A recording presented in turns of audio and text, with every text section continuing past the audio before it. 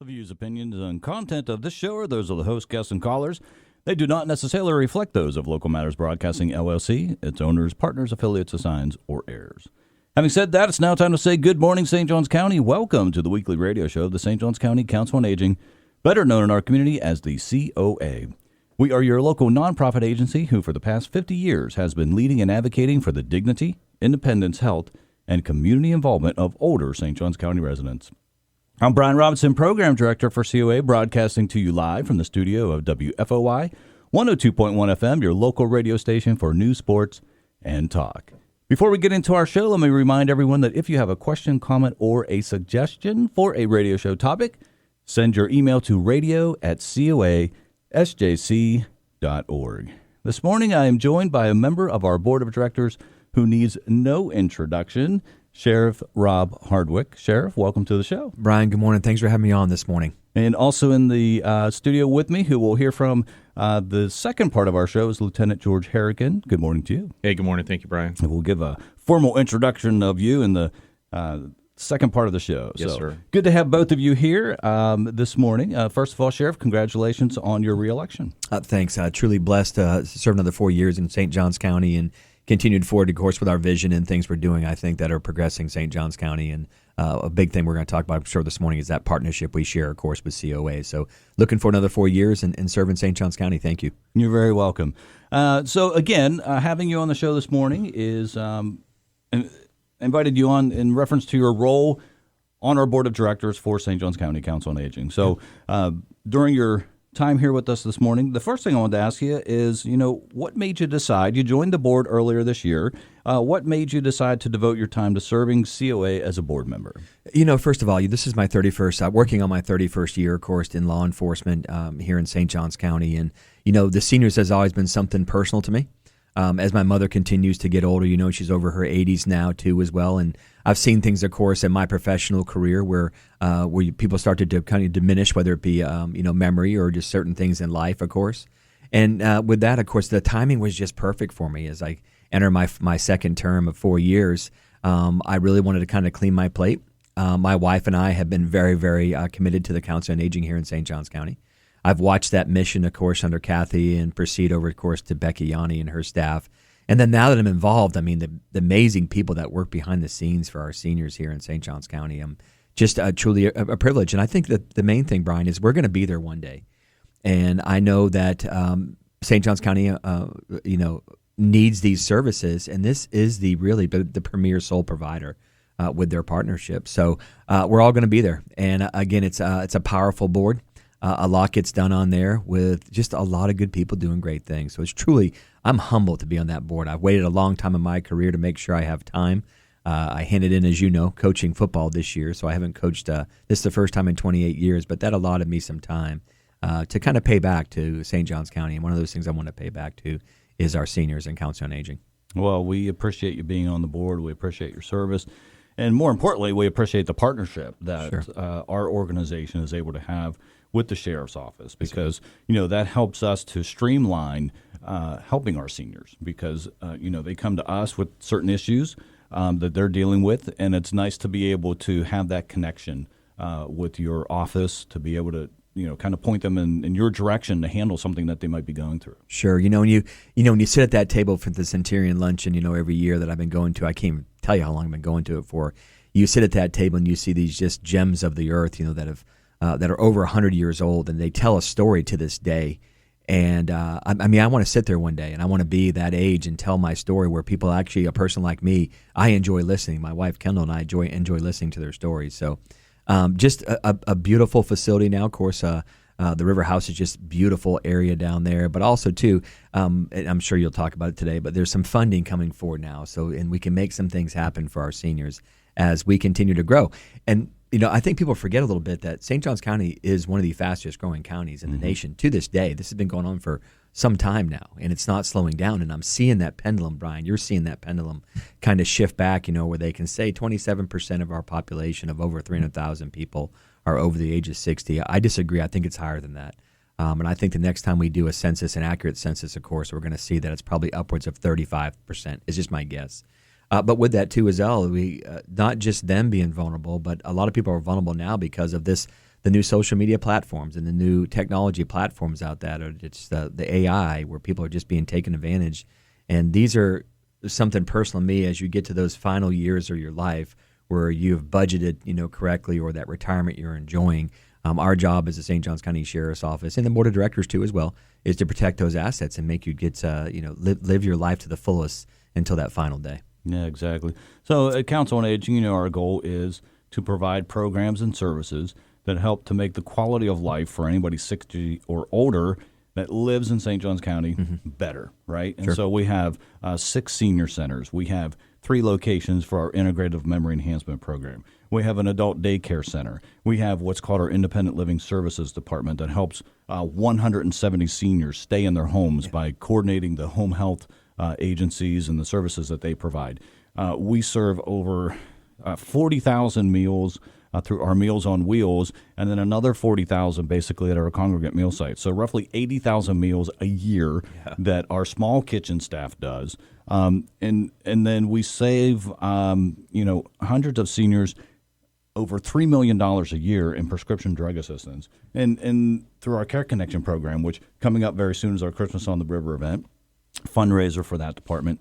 Through that department, we build wheelchair ramps, and we provide assisted devices like wheelchairs and walkers, and we provide dog food and cat food for some of our seniors who get our Meals on Wheels, and we discovered they were giving part of that meal to their pet because they couldn't afford the pet food. So we send that pet food to them. So just so many different things that we do for our seniors, right? Yeah. And so my question to you is, now that you've been involved, you've been on the board, is there anything that you've discovered about COA that you previously didn't know?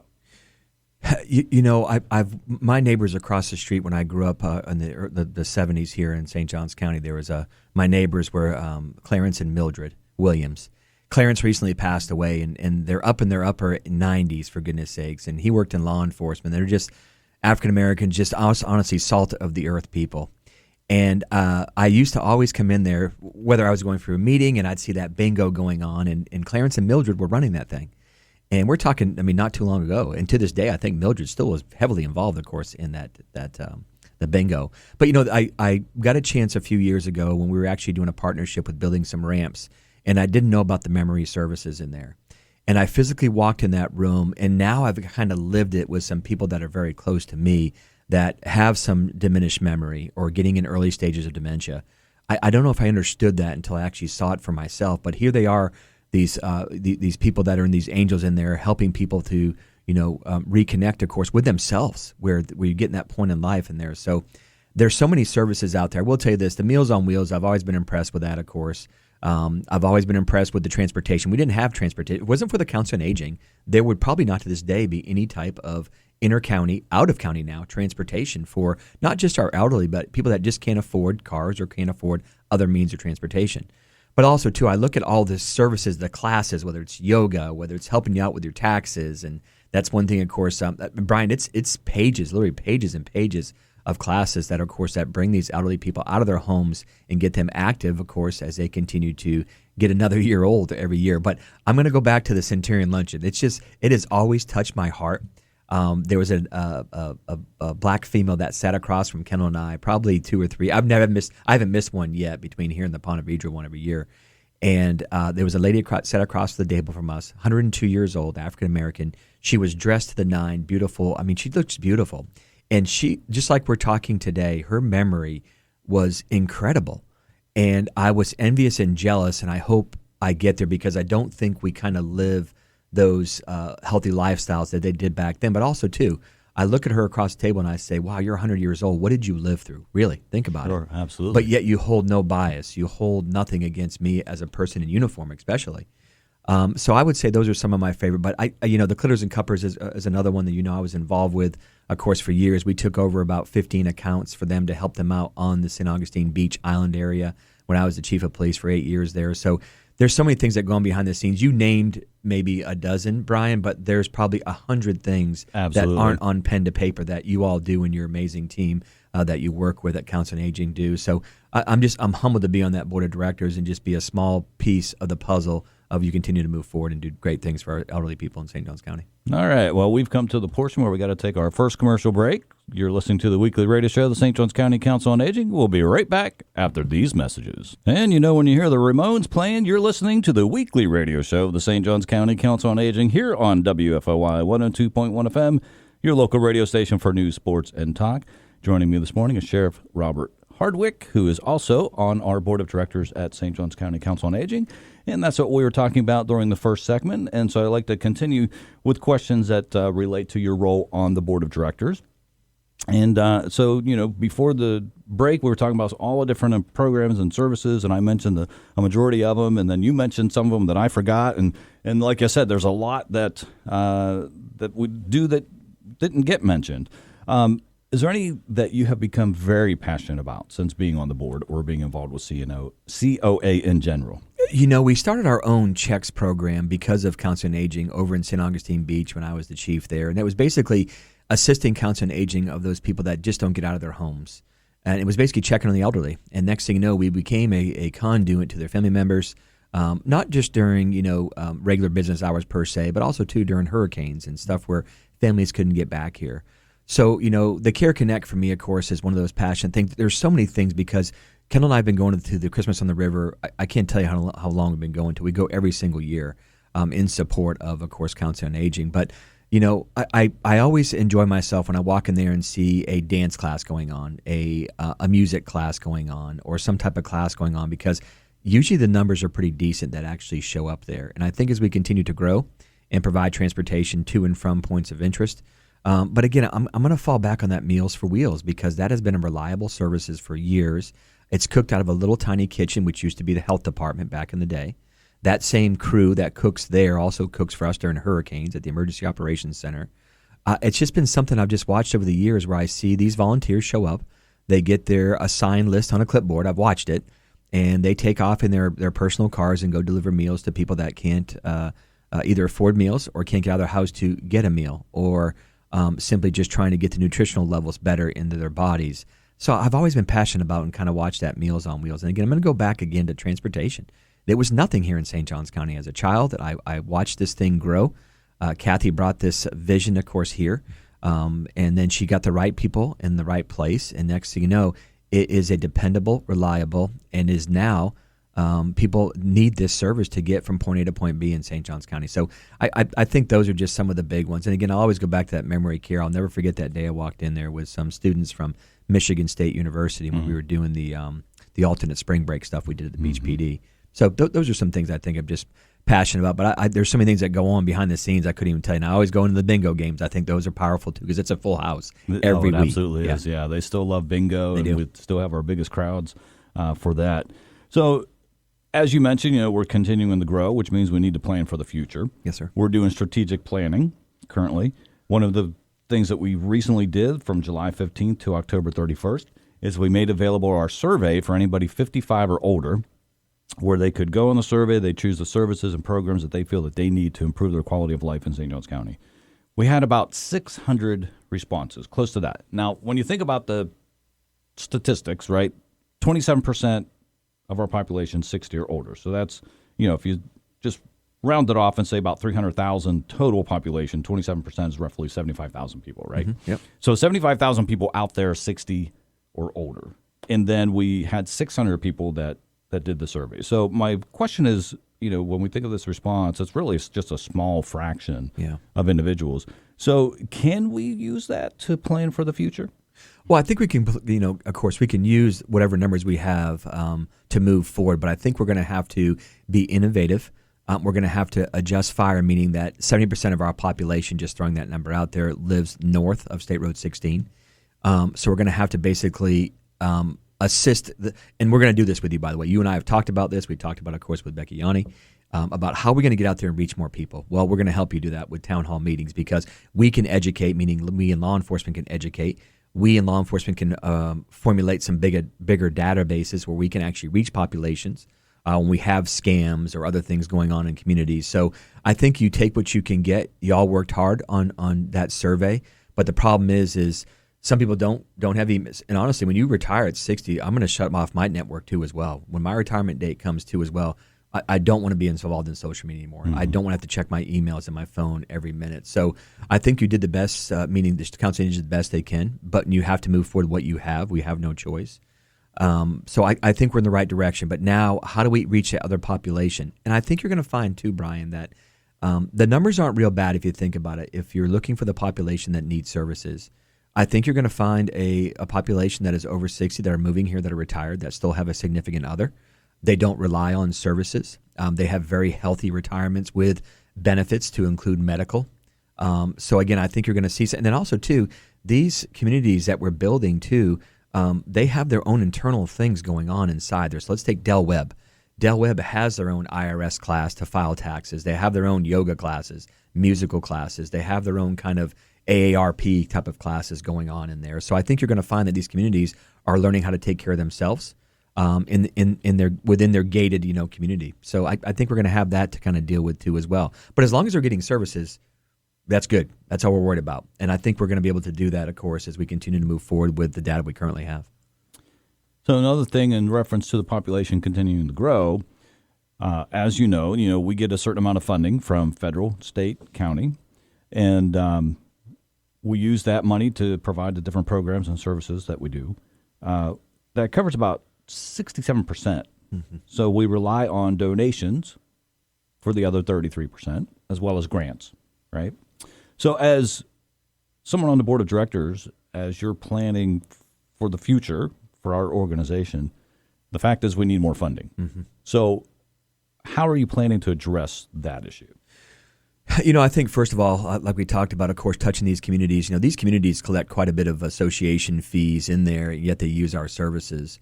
And maybe this is where we kind of look, looking a little bit more horizontally at that 30,000-foot view of how we're going to fund, of course, the Council on Aging, because it is a necessary, has to have services.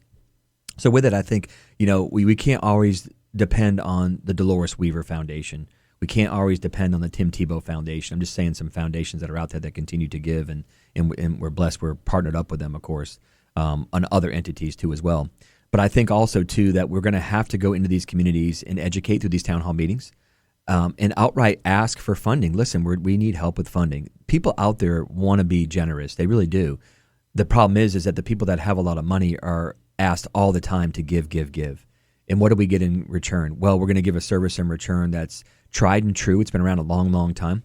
The services are in demand. We can prove that by statistical data that has been used for years of service.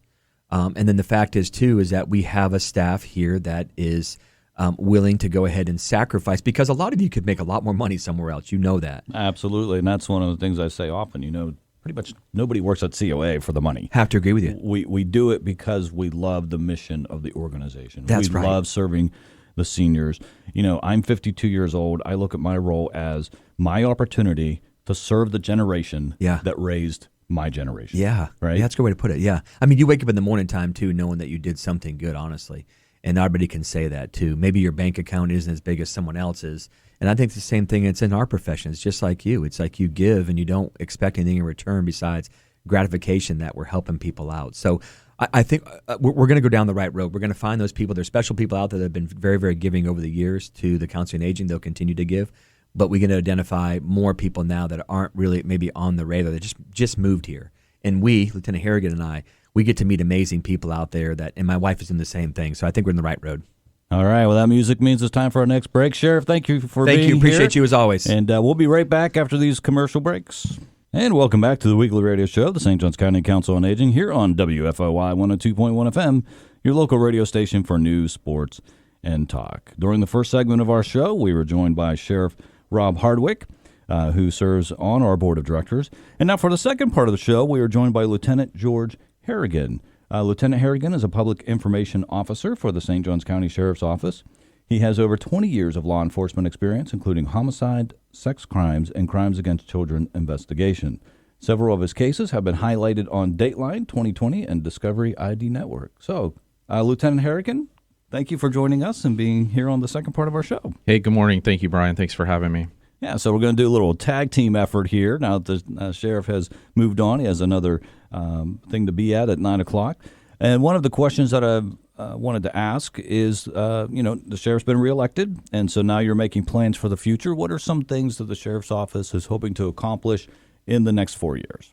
Yeah, so let me start where I'm at, and we'll work our way out. So some of our initiatives is we want to take our social media presence to the next level. We want to take our public affairs presence to the next level and our community engagement presence to the next level. And what does that mean? In the last probably 8 months, we made a phenomenal hire with a former journalist who has a skill set in production and video editing, and she's kind of my counterpart, Taylor Levesque, and she's been taking our social media presence to the next level, and we want to produce our own news. So we've been working on a studio concept, a studio initiative, and we want to make sure that the citizens of St. Johns County get the information directly from us as much as possible. And Sheriff Hardwick, as many of us know in this community, he has been interwoven into our community his entire life that he's been here. So he is very community focused. So anything we can do to get into our community, I think you see that with him joining the board of directors for COA.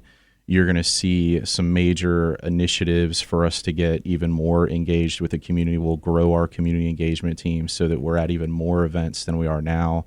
I'd like to see us doing even more of these radio appearances. And from that perspective, public affairs and media relations, we're really big fans in our community of grassroots media. We want to support local media and radio as well as the big three in Jacksonville and beyond. But that's kind of the foundation that we've laid, so to speak, the vision for the future. Well, and I think that's a great approach because in my experience, not that I've been quoted a lot, but I remember when I was a pastor back in West Virginia, and from time to time we would try to, get things out in the news about something that we're doing. And what we were doing or something that I said wasn't always relayed correctly by the news media that was publishing it, right? And so that probably happens from time to time as well. And whether it's on purpose or not, right, we don't know. But so I think it's great that you're trying to do it yourself so that you're making sure that the accurate information is getting out there. Yes, absolutely. And tremendous respect for our large news outlets, and they do a great job for us. And certainly we need each other in this game, when things happen in our community, we need to use them. But a lot of times, the news is limited to a certain time frame, right? And we're not limited to certain time constraints. So, 24/7, we can be pushing out information out that our community may find valuable, whether it's something very small or something very large. So we want to take advantage of that with our own product, so to speak. And I think it's great that you have a presence on social media because, a lot of people use it. And it's a place where you being involved, you can also respond to any comments or statements that are out there that aren't true, right? Yes. And I'm sure that you encounter that from time to time that, somebody makes a statement on social media that's not true about, the sheriff's office. And so that gives you the opportunity to combat that. Yeah, absolutely. A high percentage of Americans get their news from social media. It's just so easy to wake up in the morning or throughout the day, you see different information being broadcast and you have it instantaneously. So now we have the opportunity as a law enforcement agency to be able to give that information quickly and accurately and efficiently and as fast as possible due to the urgency of whatever situation it is that we're trying to put out. Yes. Mm-hmm. That sounds great. Other plans for the next 4 years? Yeah, so we have a very operational sheriff, and the way to describe that is it's rare to find him in his office. He's the kind of guy that's out doing traffic stops, and he's getting into vehicle pursuits, even though that stresses us out a little bit. But but he'll back up deputies on the street, and he's very operational, and he's very for his people and people focused. So he thinks about what can we do for the community and our people in the future. You're going to see we're in a very old central headquarters building, probably from probably the 60s or 70s or even earlier than that. You're going to see hopefully a brand new sheriff's office headquarters in the future. And I know Sheriff Hardwick would like to see an addition or a new jail in the future to help with that community. And we are our sheriff, as most people know, as a constitutional officer, one of his responsibilities is he is the CEO of jail operations as well as the sheriff, and he's very focused on jail reentry programs. And that's where I think we're knocking it out of the park. I think we're doing it better than anybody else is, and I think you're going to see that expand. You're going to see that expand to the next level in a very significant way over the next few years. Are you able to elaborate a little bit more on the reentry program in case some of our listeners out there may not be aware of it? Yeah, absolutely. So just to echo some of the words that I know many of you listening have heard Sheriff Hardwick say in other formats or in other speeches, approximately 90% of our jail population is literally in there for very minor crimes. They've just made a mistake in life, and a very low percentage is heinous crimes. People that belong in there, they have to go through the process and pay their penance, so to speak. But for that high percentage, they just need help in life. And we've established a reentry center with focused personnel who specialize in helping those individuals get reacclimated back into life. And what that looks like is we'll have career fairs. We'll bring in recruiters. I believe we're the first and maybe the only in the state where we actually have a driver's license kiosk and personnel from our driver's license bureau that come over and help individuals who may not have an ID or may not have a driver's license, and maybe that hinders them getting a job. Mm-hmm. So we help them before they even step foot back out into society. Oh, that's phenomenal. Yeah. Yeah, I mean, I've heard of it, but I wasn't as aware of it as to what is all involved. So I appreciate that. And that's just a small glimpse into it. There's so much more to it. We could spend another couple hours talking about what they're doing over there. It's amazing. Oh, that's fantastic. All right, so we have a couple more minutes here before our next break comes up. One of the things that I wanted to jump into while I have you here is the different scams that are going on, and that's one of the things that I try to inform our listeners about as often as I can, because there's so many of them, and it's constantly evolving, right? They're constantly coming up with new scams, and our senior population is very vulnerable. Yes. Our senior population tends to be very trusting of people, and therefore makes them a little bit more vulnerable to these scammers. And so I just kind of wanted to go through a list of some of these, and maybe you can elaborate on it and maybe how best folks can approach it and protect themselves from it. Commercial break's coming up here in just 5 seconds, so I'll hold off on these. Yeah, absolutely. And we'll get to our commercial break here as soon as I hear the music. There it is. All right. Okay, we'll be right back after these commercial messages. And welcome back to the weekly radio show, the St. Johns County Council on Aging, here on WFOY 102.1 FM, your local radio station for news, sports, and talk. I'm Brian Robinson, Program Director for COA. Joined this last portion of our show by Lieutenant George Harrigan, who is the Public Information Officer for St. Johns County Sheriff's Office. And before the break, he was talking about some of the future plans for the Sheriff's Office, what they're hoping to accomplish. And before the break, though, I was talking about some of the different scams that folks are dealing with, especially our seniors. And so I just wanted to talk some about that and let you, chime in on the conversation here in reference to that. One of the things that you said is very popular, as we were talking off air, is the jury duty scams. So let me just read this description. Scammers claim to be representatives of the clerk's office or law enforcement. They claim that the individual has missed jury duty and must make immediate payment to avoid penalties. In some cases, the scammer indicates a warrant has been issued for the resident's arrest and requests the individual to provide personal information such as social security number, date of birth for verification.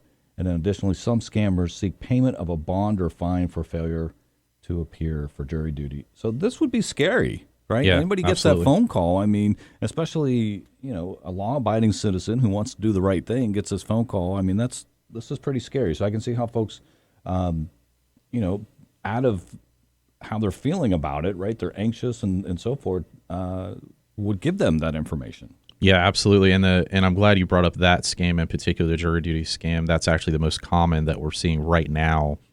And we see them in waves. It's like, I don't know, it's almost like they change with some of the seasons. We'll get different scams, but that scam in particular seems to be very, very prevalent because it's very simple for a scammer to use and target. But it is scary. But what I want to get across to everyone is, when in doubt, just call us. Just call the sheriff's office or the city police department and ask to speak to an officer. Sometimes we can handle it over the phone. Sometimes we'll come and we may make a phone call for you. We may research and make sure. A lot of times once we hear the story, we'll know immediately that it's a scam. Now, my name was used in this over the summer. I had a couple of friends send me a voicemail that they got that said, "This is Lieutenant Harrigan with the St. John's Sheriff's Office, and you've missed jury duty, and we're going to have to issue a warrant for your arrest unless you submit X amount of money." And of course, that absolutely was not me. And they gave a different number than the sheriff's office. And these scammers will go to great lengths. In that scam, when you called the fake number, they actually had a pre-recorded professional system set up that said, "Thank you for calling the St. Johns County Sheriff's Office. Press 1 for this, press 2 for this, etc." So they get very professional sounding, so to speak, and very methodical. So it's challenging, but when it doesn't sound right, it's usually not right. Law enforcement is not going to call you and give you a heads up that you have an arrest warrant, we're coming to get you. We don't do that. And we're not interested in taking your money. We don't have personnel that sit around as bill collectors, calling and saying that you owe money. That's just not how we operate. So the point I really want to get across is don't get so caught up in the details of the scam, because there's so many scams out there and they come up with new ones every day, it seems like. So when it doesn't sound right, it's probably not. And don't be afraid to call us. We don't mind, talking to you on the phone and helping you not go down a road that's going to cause so many significant issues in the future. You're not bothering us by contacting us to ask advice. And then along those lines, so when I lived in West Virginia, I was a bivocational pastor. So I pastored a small church, and then my other job was working in the magistrate court for Hancock County. So it's the lower court of the court system in West Virginia. And what we would do is instead of a warrant, if somebody didn't appear for jury duty, right, we would do what's called a notice to appear. So basically we had a process server who went out, gave them the paperwork and said, you need to show up on such and such a date at such and such a time, in reference to the fact that you were supposed to appear for jury duty and didn't, rather than do a warrant. So what is the process here, just so that people kind of know that process? Yeah, exactly. Probably different terminology, but I believe it's almost exactly the way you described it. It would be very unusual, and I don't know that it's ever been done, to issue a warrant for not showing up for jury duty, because obviously there could be issues that someone is dealing with, or they didn't get the appropriate paperwork. And even if it was certainly just a dereliction of their civic duty, there's other ways to handle that than, literally throwing someone in jail. So the bottom line is, the sheriff's office is not going to contact you and ask for money in exchange for dropping your warrant. It's ridiculous sounding. Mm-hmm. So once again, the message I want to drive home is, when it doesn't sound right, or you're just concerned or you're confused, a lot of times people will get voicemails from these people, but if you're on the phone with them, hang up and call us. Mm-hmm. I had a friend recently contact me because her employee got a phone call and they were very aggressive and said, "We're sending law enforcement officers to your business right now." And thankfully people were around her. She got very emotional and she hung up, and they called me, and I said, "Absolutely not. That's not us." So they will bully, they will try to use scare tactics, but just hang up and call us, and we'll take care of it. And should they call the non-emergency number? I would say if you're scared, call 911. We're never going to be upset with you for being afraid and calling 911. Now, the dispatcher may say, "Hey, I want you to hang up and call the non-emergency line," but you're not going to be penalized for that. If it is something that is not urgent and you're not scared and you're like, "Okay, I have some time to think about this, let me just call the non-emergency line," certainly we would prefer you to do that. But when in doubt, if you're scared, if it's an emergency situation, 911. Okay. Another scam that we were talking about off the air that is also very prevalent is the grandparent scam, where they're pretending to be the grandchild, calling an elderly person, and then from what I've read, a lot of times they said, "Well, I don't want mom and dad to know, but I need a certain amount of money. Can you help me out?" And can you elaborate a little bit more on that scam? Yeah, exactly. That's a unique one, but one we see on a semi-regular basis, where yes, it'll be like a sense of urgency, where it's usually late at night or middle of the night, and they say the name of a grandchild. They've done their research and they know your grandchild's name, and they'll say, "We were out of state, mom and dad doesn't know, I'm in trouble, and they said if I don't pay my bond, I'm going to jail tonight." Or it'll be an out of the country thing. "I'm out of the country, I was on a trip, and I got in trouble and I need you to wire this money ASAP. And that's how the scam works. And a lot of times these, it's scary and it's a sense of urgency and you feel like this is your loved one. But once again, it's okay to pause for a minute and call someone and ask for assistance in that. Mm-hmm. And I can see where, someone who's elderly and maybe has difficulty hearing, right? They might get a phone call and they might be like, well, maybe it's my grandson, maybe it's my granddaughter. I'm not really sure because I can't really hear well enough. So I can see how that that would come into play as well when they're getting somebody's trying to scam them. Yeah, absolutely. And that can happen to all of us. I know we talk about our senior citizen population, but there's people from all different walks of life that can get caught up and victimized in these scams because they'll hit us when we're busy, we're doing 1,000 things at once, and we're trying to run our lives and our family, and we're just not thinking sometimes, and we give information quickly, but we just have to take a minute and think for a second. If it doesn't sound right, hang up and call us. Another one that I'm not sure if you deal with often is called the "Can you hear me" scam. And so basically the scammer is calling and they're asking, "Can you hear me?" or they're asking other questions that they're trying to get the person to say yes so that they can record their voice, and then they use that, to basically authorize unwanted charges on bills or credit cards and stuff like that. Do you encounter much of that? Yeah, we don't see that as often as the other ones we've discussed, but certainly it does come up. It's a sophisticated scam because obviously they want, voice information, and they have to use that to their advantage in other platforms or other areas of their scam. But yeah, we do see that sometimes. So I would just hang up on those. Just simply hang up. Yeah, that's always the same thing. Like you said, when in doubt, right, call you for something, but also when in doubt, just hang up. Yeah. Yeah. And I think too is, the importance of if you don't recognize the number, you don't have to answer it. And, exactly. And if it is somebody that they're going to leave a voicemail if they're wanting to get in touch with you. Yeah. Yeah. So best advice is just you look at a number, you don't recognize it, then just don't answer it. Now, another thing that they are able to do, that from what I've read, is they're able to somehow make it look like their phone call is coming from a different number. Yeah. Good point. There are applications on your phone that exist and computer programs where they can literally disguise their call as it looks like it's coming from the sheriff's office.